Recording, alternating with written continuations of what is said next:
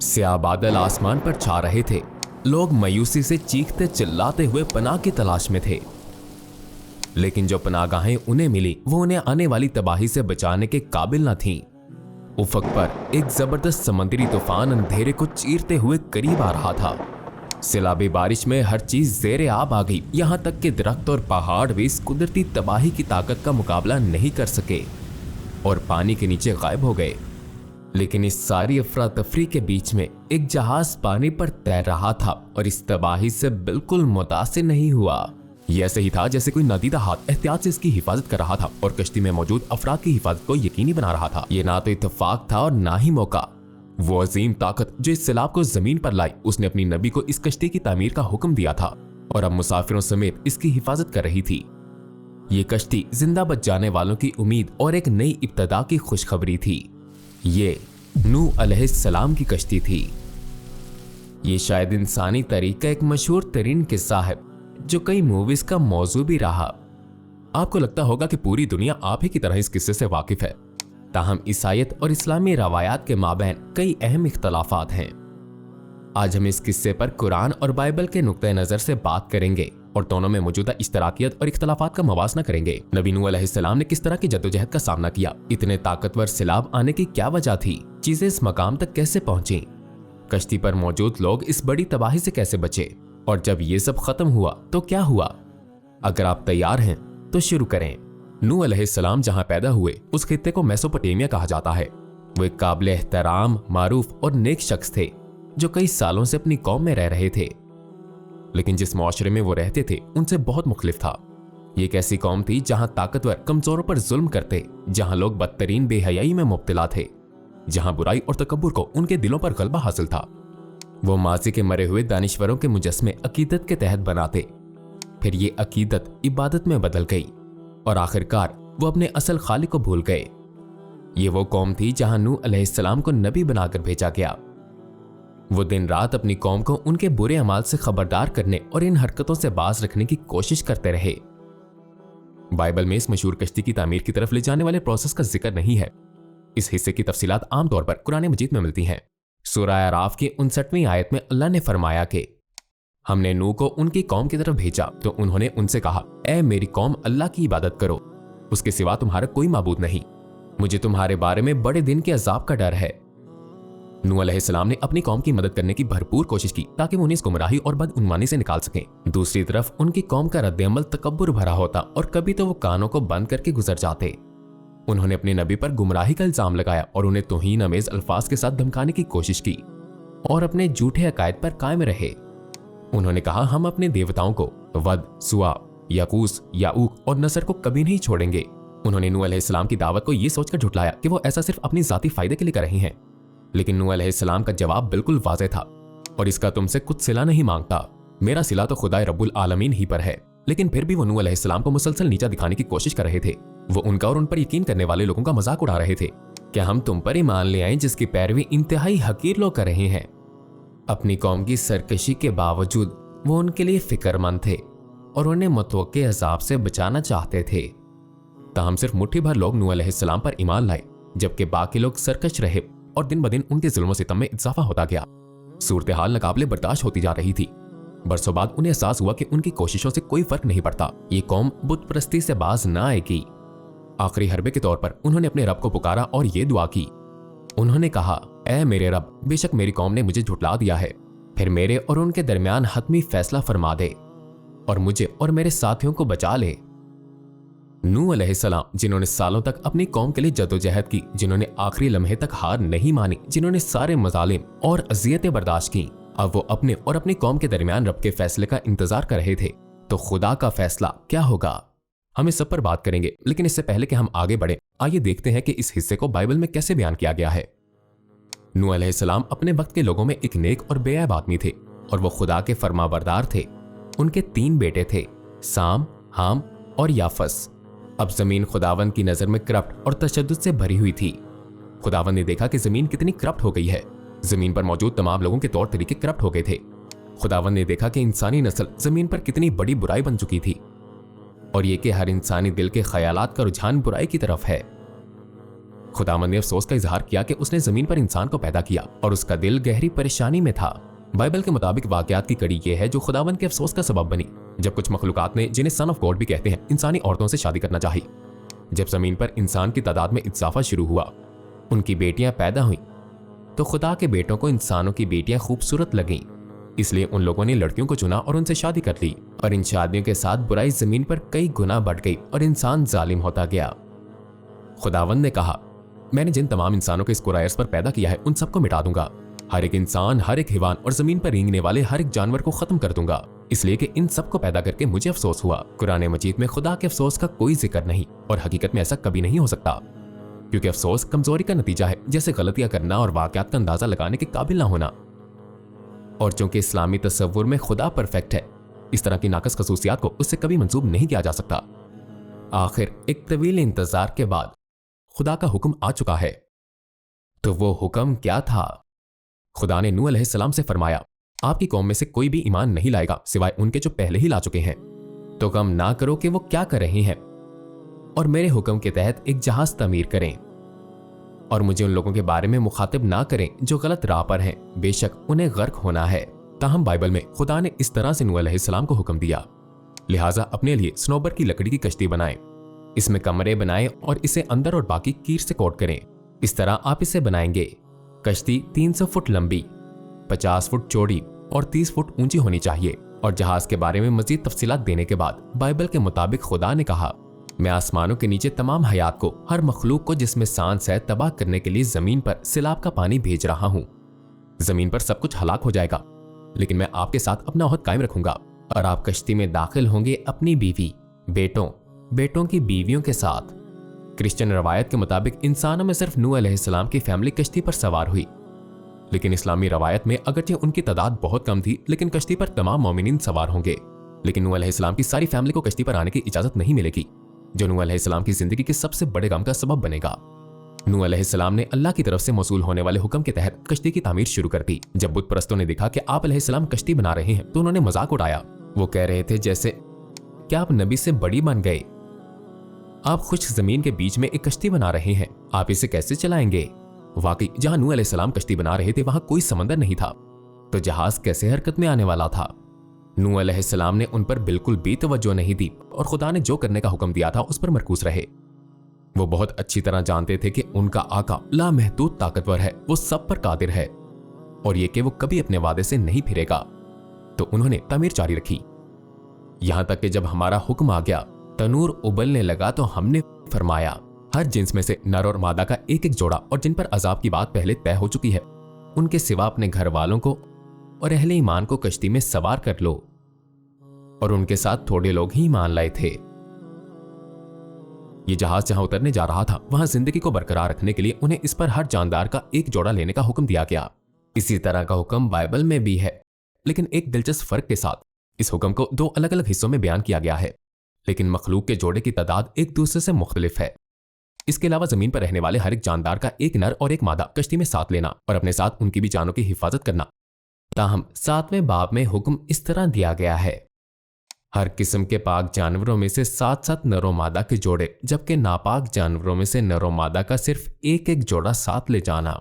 इसी तरह हर किस्म के पर रखने वालों में से 7-7 नरों मादा के जोड़े भी साथ ले जाना, ताकि उनकी नस्लें बची रहें। पहले बाब में मखलूक का एक जोड़ा, दूसरे बाब में मखलूक के 7 जोड़े। नूह अलैहिस्सलाम ने बिल्कुल वही किया जो उसके रब ने हुक्म दिया था, और अब वक्त आ गया था। सिलाब के आने का इशारा देने के लिए खुदा ने पानी को जमीन से उबाल निकाला। इस वक्त नूह अलैहिस्सलाम बाइबल के मुताबिक 600 साल के थे, लेकिन कुरान के मुताबिक वो 950 सालों तक अपनी कौम के दरमियान रहे। बाइबल कहती है कि ये उस साल के दूसरे महीने का 17वां दिन था। नूह अलैहिस्सलाम के साथ मोमिनीन और जानवरों के जोड़े कश्ती में सवार हुए।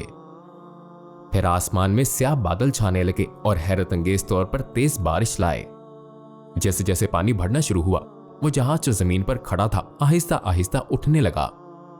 नूह अलैहिस्सलाम की कौम, जिसने उनको झुठला दिया था और पूरे मिशन के दौरान उनके लिए मुश्किलात खड़ी की, अब उन लोगों को अपने किए का खौफनाक अंजाम नजर आने लगा।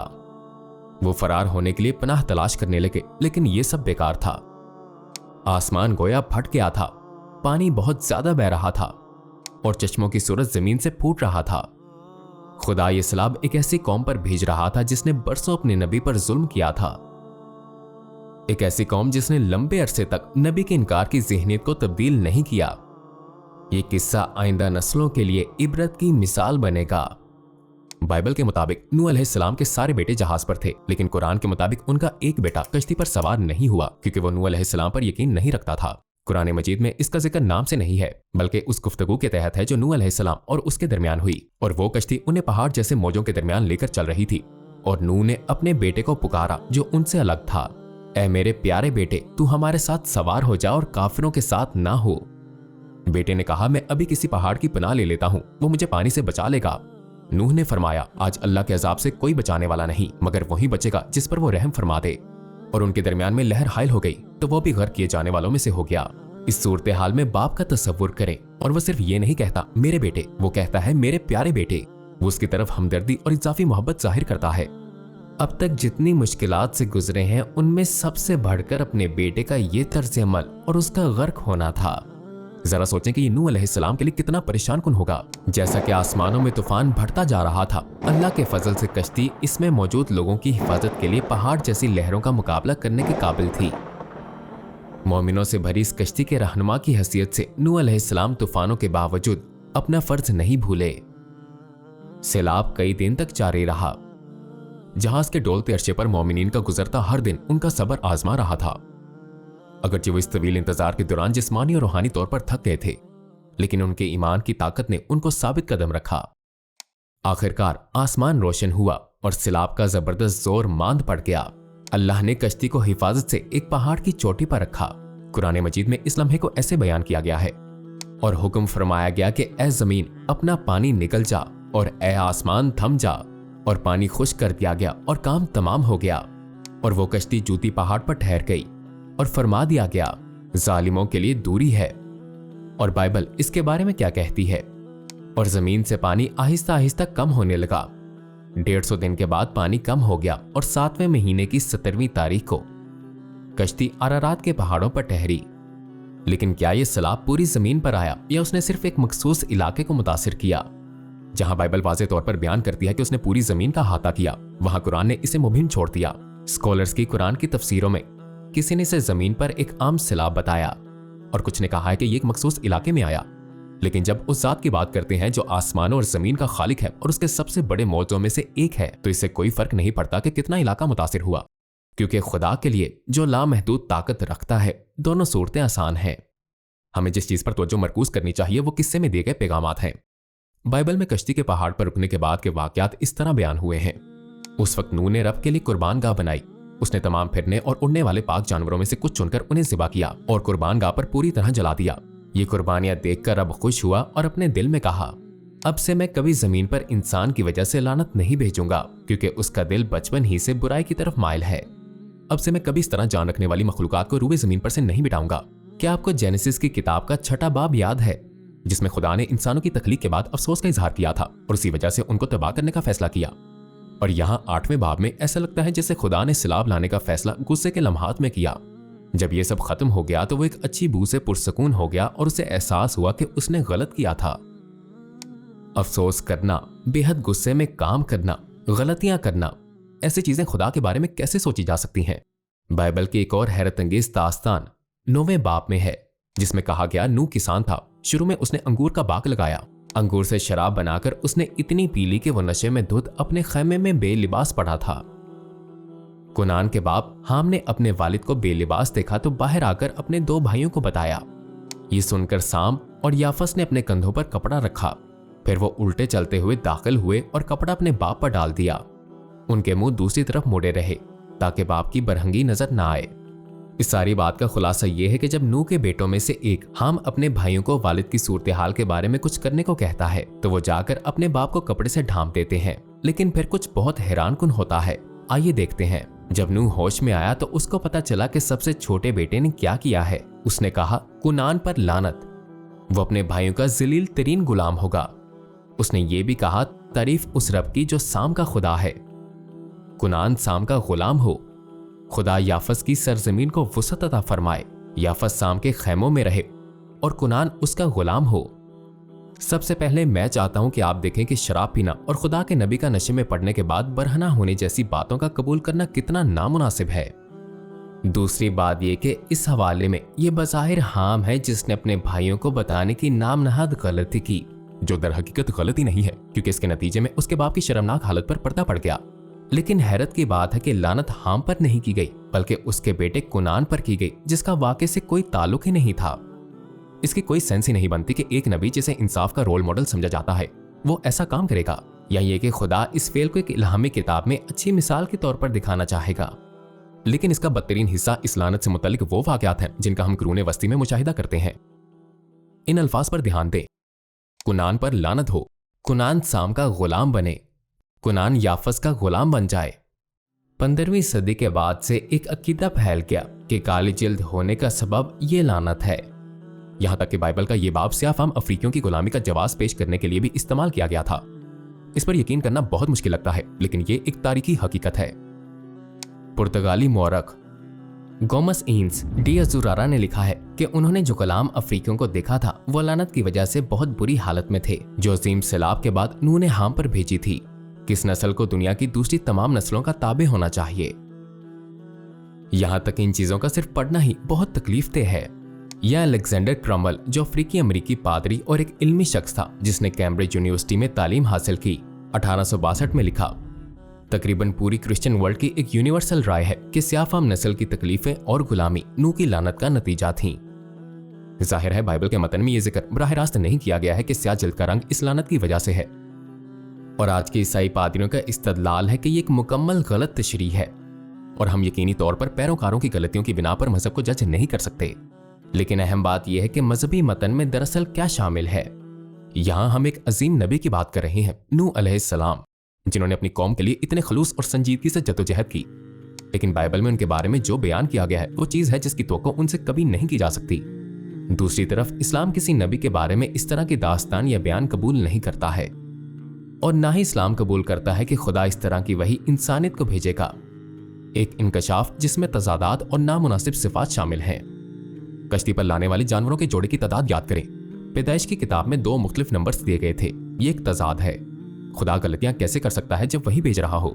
या खुदा के बारे में बाइबल वर्जन में कही गई कहानी के कुछ बयानात, यानी खुदा को अफसोस करता हुआ दिखाया गया है कि वो चीजों की पेशनगोई करने के काबिल नहीं है, या वो अपने गुस्से पर काबू नहीं रख सकता और पुरसुकून होने के बाद अपने किए पर अफसोस करता है। ये वजाहतें खुदा के लिए दुरुस्त या मुनासिब कभी नहीं हो सकती, क्योंकि वह तमाम खामियों से पाक है। लेकिन जब हम कुरान को देखते हैं तो हम देखते हैं कि किस्सा एक मिसाली अंदाज में बताया जाता है, किसी भी तजादात या नामुनासिब सिफात से पाक। इसने अल्लाह को एक बेहतरीन अंदाज में बयान किया, इस तरह से जैसे उसकी शान का तकाजा है। इन तमाम मवाज़नों की रोशनी में तो क्या ये कहना ठीक नहीं होगा कि कुरान को भेजकर खुदा ने पिछले सहीफों के गलत बयानी को खत्म किया है, जैसे हमने इस कहानी में देखा, और इन्हें इंतहाई दुरुस्त तरीके से बताया है। यह हम ये कह सकते हैं कुरान भेजकर खुदा ने सदियों से बाइबल में घुल मिल जाने वाले झूठे अकायद को साफ किया है। इसी तरह कुरान ने हजरत ईसा अलैहिस्सलाम के बारे में भी झूठे अकायद जो ईसाईयत से मुतारिफ हुए थे उन्हें दुरुस्त किया और ऐलान किया कि वो देवता नहीं है बल्कि अल्लाह के जरिए भेजे गए अजीम नबियों में से एक हैं। हम सब एक खास सिमत में सफर कर रहे हैं, इस बेहद अजीम जहाज पर जिसे जमीन कहा जाता है, और ये वसी खला हमारा समंदर है। पूरी तारीख में नूह जैसे हजारों नबियों ने इस जहाज पर लोगों की कप्तानी की है, और ईसा अलैहिस्सलाम भी उन कप्तानों में से एक हैं। उन सब ने लोगों को सच्चाई की तरफ बुलाने की कोशिश की, लेकिन जब वो खालिस ईमान करप्ट हो गया जिसके लिए यसू असल में भेजे गए थे, तो ये जहाज अपने आखिरी कप्तान के हवाले कर दिया गया। इन तमाम मवाज़नों की रोशनी में क्या अभी नहीं ये सोचते कि फाइनल कैप्टन हजरत मोहम्मद सल्लल्लाहु अलैहि वसल्लम है और कुरान मजीद सिमत बताने वाला आला है।